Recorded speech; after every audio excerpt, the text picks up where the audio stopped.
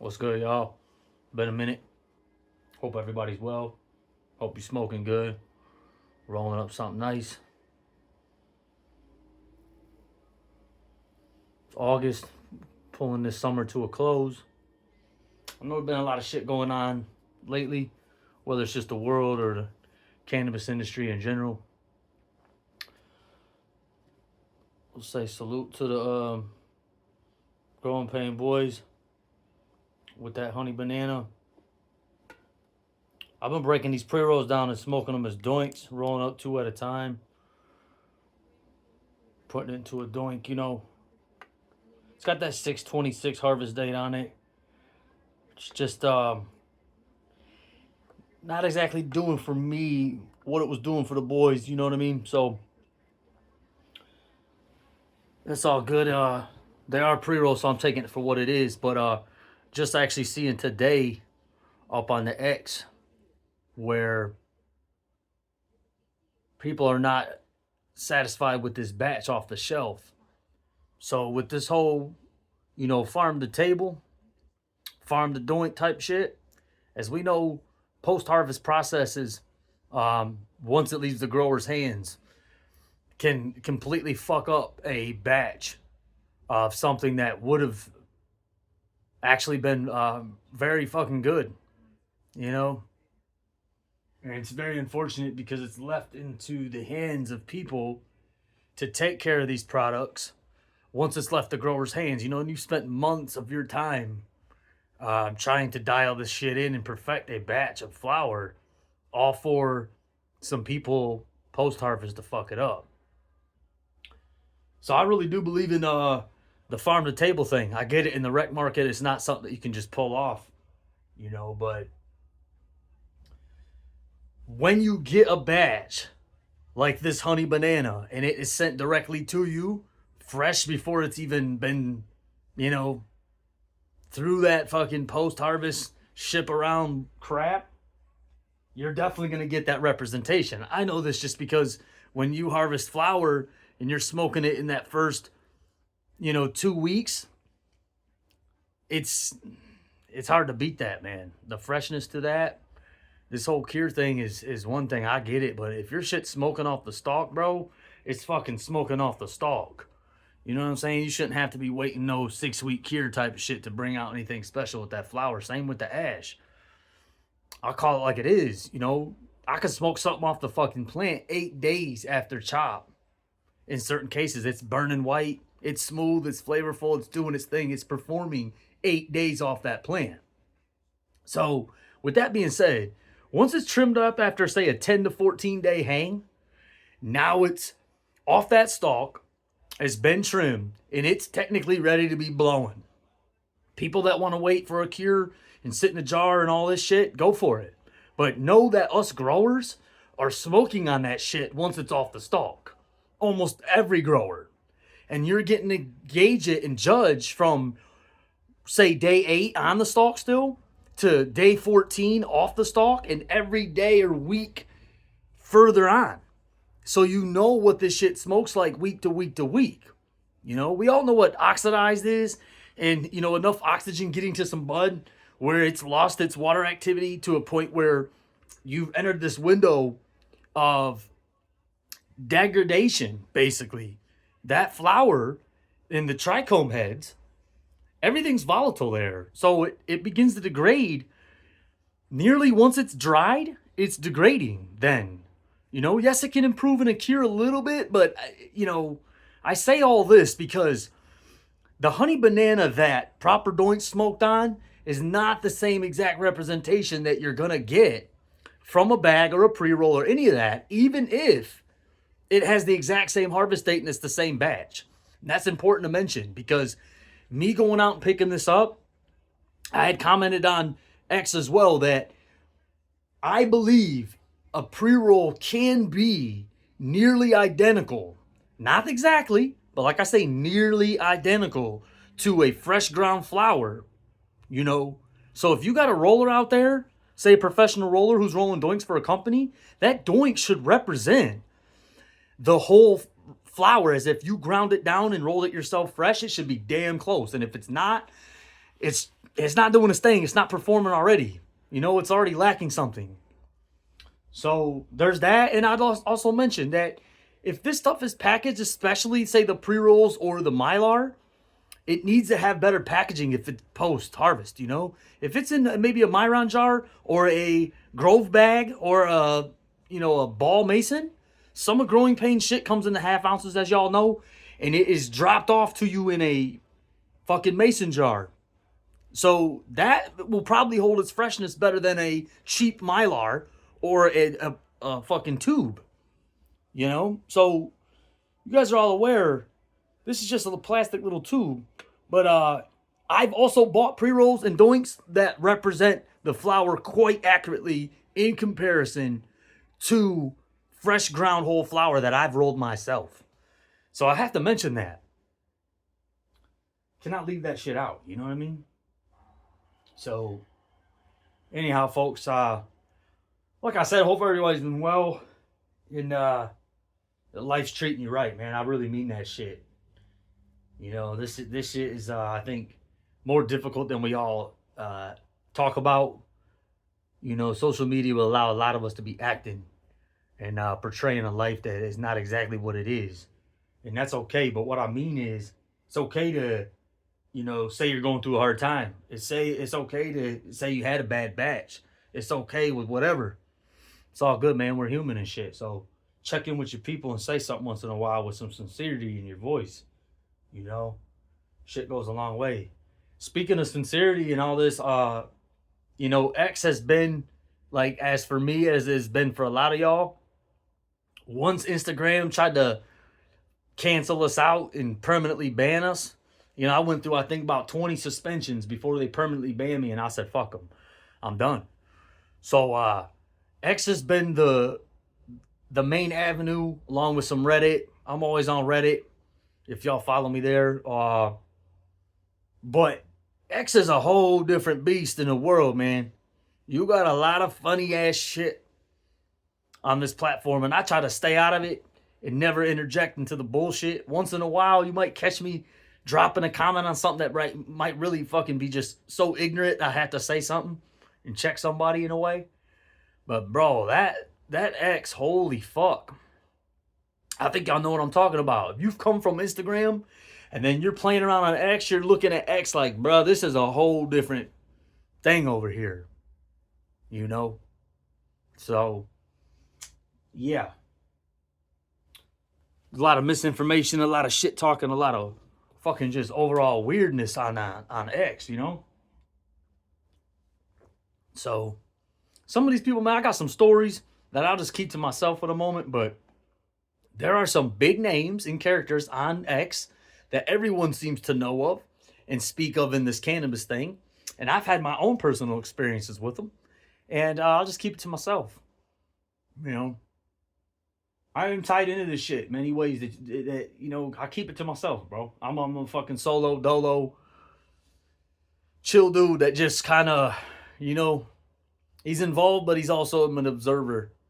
And I think when you observe things, you can watch and see what to do and what not to do, in a sense, But X is a whole nother world, man. And it's got some goofy shit on there, for sure. That Instagram was also goofy as well.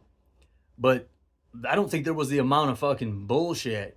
It don't even have to be cannabis. I'm not just talking cannabis. It could be overall everything. Whether it's politics or race or world issues, whatever. X takes the cake for being like, holy shit, bro, what's going on here?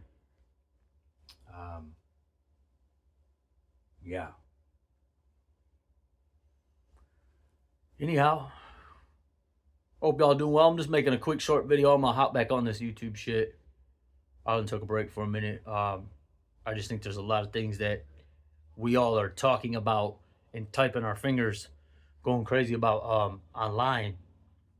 But not many of us are on camera talking like this right here. So instead of y'all just seeing me as a fucking icon and some typing and shit on Twitter and whatnot, I'd rather you hear me as well so you can see and hear who I am, So there's that bit,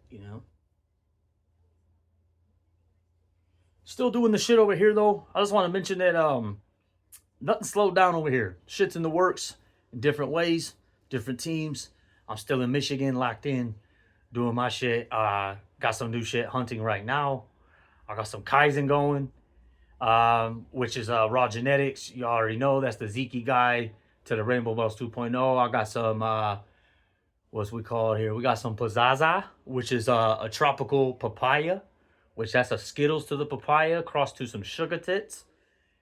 I got some SFVOG coming, and I got a little Rainbow Belts on its own going. So some Z, some gas, and some tropical fruit coming your way, done the organic way. You know, the Terp way. That shit's gonna burn right. It's gonna have the flavor. It's gonna be smooth, bro. It's like consistency. Speaking of this at the moment, it's something that I've been seeing too, is like a batting average, right? Consistency in this game is next to being the most important thing that you could possibly do with your brand, is being consistent. And in this case, it just means your batch to batch for flour or hash is consistently as good as the person remembers it before. If anything, you should be topping what you did previously. That should be the goal for the grower, the producer of whatever it is. Top what you just previously did. So if somebody just rated that batch, obviously like a 9.4, let's hit a fucking 9.6, a 9.7, 9.8 batch. You know what I'm saying? Why aren't we striving for wow? There's too many growers out here that are not striving for a wow factor. You're pumping out bud that's like, fuck this type smoke. You know what I mean? You smoke it once and the jar sits there kind of thing. That's a sad batch. If you ask me, that's a never coming back batch type of shit.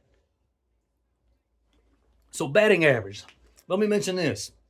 If I'm all flat out honest, zero bias, and I'm comparing my batting average to anybody else's when I smoke your menu, my batting average is sitting at about a fucking 800, which is nearly unheard of, honestly. Now, I don't grow many strains. In a year, I might pump out 6 to 8 different strains. But like I said, I'd even give it a 900 batting average. I'm consistent with my flower, man, and I can put it up against anybody's shit any day of the week. You know, this batch of Tank on Z right now, like I say, I can smoke anything I have from any team, from California, Michigan, whatever I have. And this Tank on Z is blowing next to anything. I'm not shitting you. I need to start my own. As you see Terps tester here, I've been doing Terps testing for 26 years.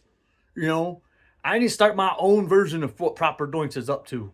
Because I am very strict, very particular. I have a connoisseur palate, a real palate, that can tell you in detail, full detail, a breakdown of a flavor profile, terpene profile, that I do not see any reviewer doing. Hardly any reviewer. Not when I was on Instagram or anybody. You ask Michigan, for example, this state can vouch for me.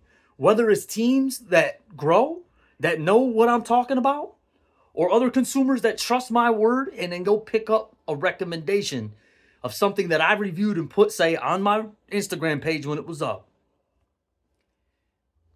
And like I say, check my batting average. Even as a reviewer, I'm not just talking a grower. My own batches of flower is sitting at an 800-900 batting average. Okay?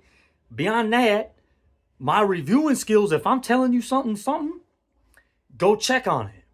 Now, I know batch to batch people differ, and that's why we're into this moment of me talking about a batting average in general. Because if I am going to review something, say this honey bananas right now, it needs to have that June 26th harvest date. Because if you don't have that June 26, 25 on it, you're not smoking what I'm smoking. But obviously, even though I got the same batch that Paul and Adam got, I'm still not getting the same representation of what they're smoking. So although they rated it a 9.8 or a 9.9 / possible unicorn batch, that's not what I'm getting off it. If I'm being straight up real with y'all, my honey banana experience, this is getting like a maybe an 8. Maybe. I'm not shitting you. So no way would have this won a competition if it were in my hands. You know, like many of us would say too, a banana terp profile just ain't it. You know, it's not even about that. I get it. You're judging this like a dog show, you know, best in its own class. So it's like how it's represented that way. Even if y'all don't like citrus or banana terps or whatever, I get you're not judging it that way. But all I'm saying is this is not as highly rated from my palate and my smoke experience in terms of the smoothness, flavor, purity, stain, coat, the whole bit. It's not doing it, guys. It's just not. And as you can imagine, I smoke a lot more growing pains than Proper Doinks does. I've been smoking growing pains for 3 years. Countless batches by now. Smoked every strain these boys have barely... anything they've dropped. There ain't barely anything I've missed. You know, I know Seth personally. I meet up with growing pains here and there. We share the same backyard. We're in Kalamazoo. Represent. Kazoo. All day. You know? So, this shit ain't nothing new over here, you know? It may be to some of y'all, but doing this thing, you know, reviewing, growing, it's been being done, you know. And what I like to say that's different on this end, when I'm gonna set up this style of a duel and do something on my own, is coming from a grower's perspective. So you must understand when there's flaws in the flower, I am a lot more likely to be able to tell you why there are flaws in that flower and why it is smoking the way it is. I'm not just gonna tell you smoky background or darker ash and not explain it to you. It's not going to say I'm going to exactly pinpoint and guarantee you that I can say why it's smoking that way. It's just it's coming from a better understanding in a place where the person smoking it has this reviewer, connoisseur palate that's been doing it a long time, just like Paul. I'm 38 years old. Paul's a slightly bit older than me, but we've been smoking and doing this shit for a long time. But when I do it, I'm coming from a grower's perspective, whereas Paul will be able to tell you he don't know much about growing. So it's a different level of experience here. Just a little bit. And that's no, you know, that's no knock on Paul. Salute to you, bruh. But we're different. So, you know, that's why I got to get my own shit going as well. You know, I wish all the success to these boys and the continued success for them. But there are people out here like myself who can do this, who have been doing it, and also want to provide my expertise to the industry where I feel like it's needed. Very much needed. I know there are teams out here that are probably dying for someone to help them with QC. You know, that's something that I've been doing as well. You know, Dylan, Master Favored, I've been helping out there as well. You know, it's something that's something I do. Growing Pains, I've done some QC with them. I've done QC with Favored, done QC with Misha Grown. We could go through it. Some Fear Booth. You know what I'm saying? Got this sun coming on my face now. Looking like a striped zebra over here. What up, be easy? Anyhow, bro, you get the point in what I'm saying here. So, you know, this needs to happen. I feel like Proper Doinks provides value in doing what they do. And I'm going to provide even more value and add to what they're doing.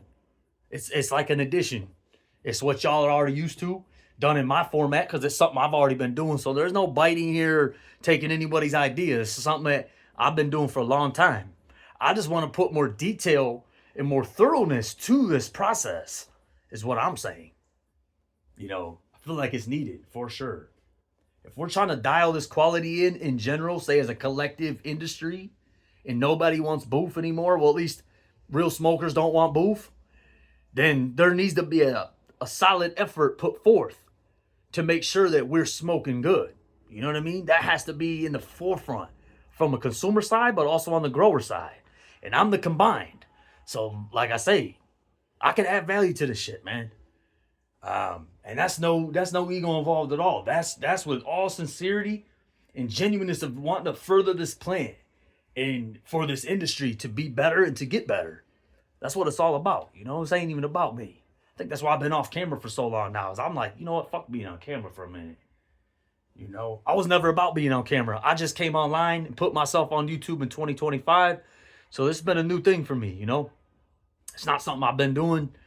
I've always tried to make about the plant. You know, every single post I ever have on the X, Reddit, Twitter, it's always the plant. It's the product, it's the plant, it's another team, me shedding light on someone else. It ain't about me. You know what I mean? I'm just the voice. I'm trying to pass a message on, you know? Another thing I want to add before I finish this video up is this has been on my mind now for over a year. Is that we're seeing the industry And with everything I just said, I want to teach y'all. What I'm saying is everything that I've learned in the years and everything I do to get my batches to smoke the way they smoke, I want to pass that on to you. You know, for the person that's sitting at home wanting to have that fire, or feeling like, man, you're tired of hunting for that fire, you're tired of getting burned, you're going out, everybody saying this is smoking, that smoking, yada yada, and you tired of shit, or you just want to advance yourself and learn how to grow, give yourself a hobby, this shit's life-changing, man. Growing can be life-changing. It is a spiritual connection to this plant. It's a self-growth thing. It's discipline. There's so many good things about growing. But at the end of the day, you're going to end up with some fire-ass smoke that when I go out to purchase shit, my post I just put on X was simply saying, in 2025, my flower, Tank on Z specifically, this batch I have right now, is the best smoking flower, period, of the year. And that's zero bias. I say that with zero bias because if someone else's flower was beating it, I'd say so. But it's not. And I got some honorable mentions in there. We got Candy Blues from Favor. We got Zebras from Be Easy. We got Preferred Z from Preferred Gardens. And we got Paradise Cove from Seat Junkie. So there are some other ones up that are stacking up to it. But on a consistent doink to doink, that Tank on Z's taking the cake, man. That's the champ of the year for me. And like I say, that's zero bias. You could roll that shit up blind and let me smoke it. I'd tell you the same thing. So I want to pass on what I know to you and let you grow what I grow. Now, you're going to have to really be obviously serious about this shit.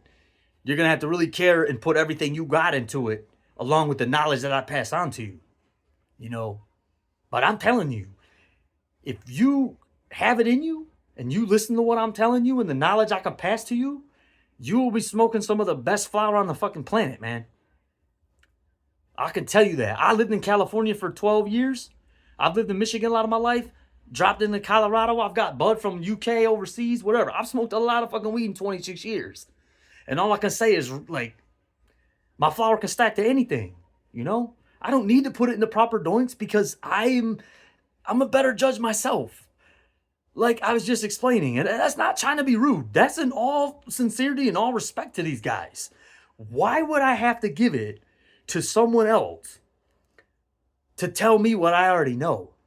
Plus, I'm not looking for a victory. I'm not looking for validation. I'm not looking for a check or a prize or a trophy or any of that shit. No one gives a fuck if I win. They really wouldn't. You get your 15 minutes of fame, and it's on to the next bracket. So that's just how I feel about it. You know, and when I know what I know, I've been doing this shit, bro. Like I say, long time. This palate is a healthy, solid, working palate. And everything's working. The brain and the mouth, the connection is there. You know what I mean? I know good weed, and I don't need anybody to tell me. So I do my own thing. No disrespect at all. Salute to anybody out there doing this shit, man. You know what I mean? Another note before I finish this up. I'm going to turn these tunes up. What y'all can hear in the background. We had a recent birthday. Nip Hustle, August 15th. Salute to you, bruh. Straight up, I'll miss you all the time. And I say that with all love in my motherfucking heart, bro. I miss you since the day you left this planet. You stood for a lot. You wanted to educate. You want to further your people. And further anybody that listens to your music and your message. So salute to you, bro. I love you.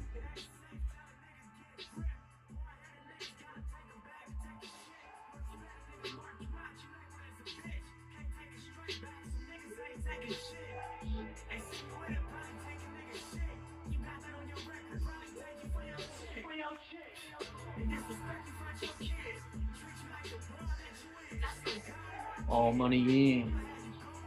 I said all money in.